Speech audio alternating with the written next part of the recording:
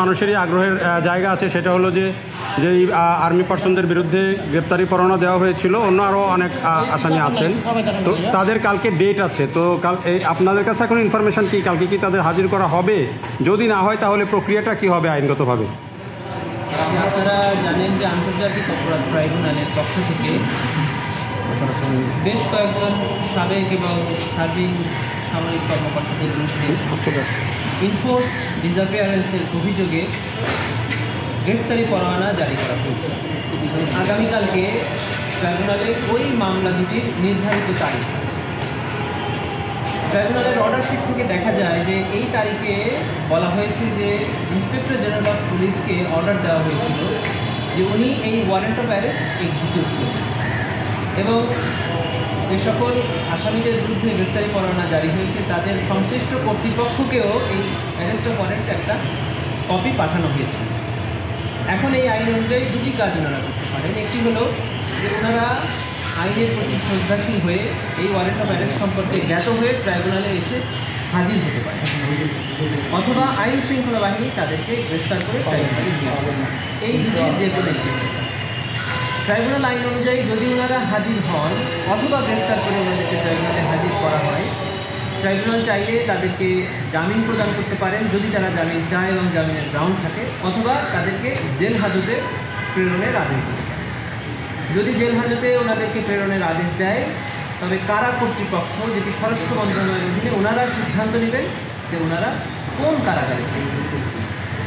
যদি ওনারা কালকে হাজির না হন অথবা ওনাদেরকে হাজির করা না হয় তবে এই আইন অনুযায়ী তাদেরকে ট্রাইব্যুনালে উপস্থিত হওয়ার জন্য দুটি জাতীয় পত্রিকা, একটি বাংলা এবং একটি ইংরেজি, এই দুটি জাতীয় পত্রিকায় বিজ্ঞপ্তি প্রদান করে দেওয়া হবে এবং একটি তারিখ নির্ধারণ করা হবে যে আগামী অমুক তারিখের মধ্যে ওনারা যেন ট্রাইব্যুনালে হাজির হয় এই মামলা সম্পর্কে জানার জন্য বা মামলায় অ্যাপেয়ার করেন।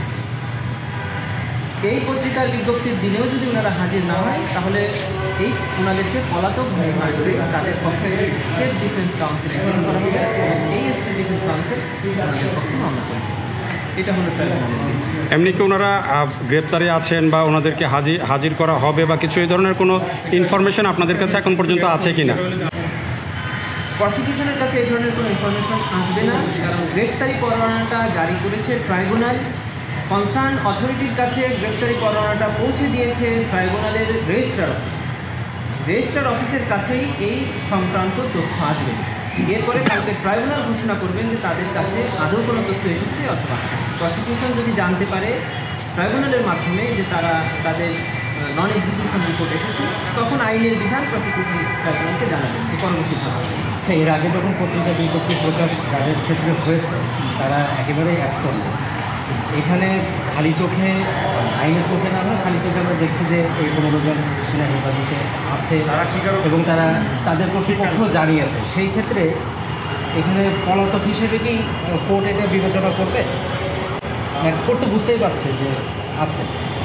আইনের ব্যাপারে শুধু আইনের বই, মানে আইনের ধারা এবং বিধি লক্ষ্য করবে। সামাজিক যোগাযোগ মাধ্যম অথবা গণমাধ্যমে ওনারা কি জানতে পেরেছেন এটা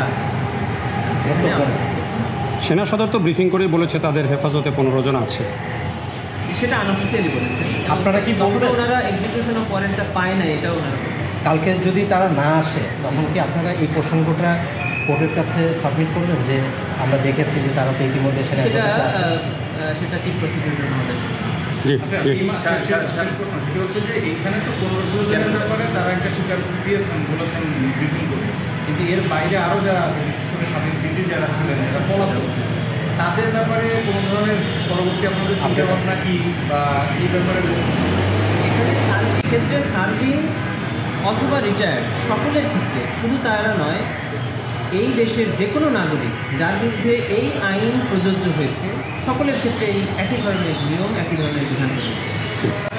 মামলা করার ক্ষেত্রে প্রসিকিউশনের কাছে কোনো ধরনের চাপ অনুভব করেছিল এই নিয়ে কোনো ধরনের আপনাদের দিক থেকে? আপনারা জানেন যে ইতিমধ্যে বাংলাদেশের সাবেক প্রধান বিচারপতি কারাগারে আছে।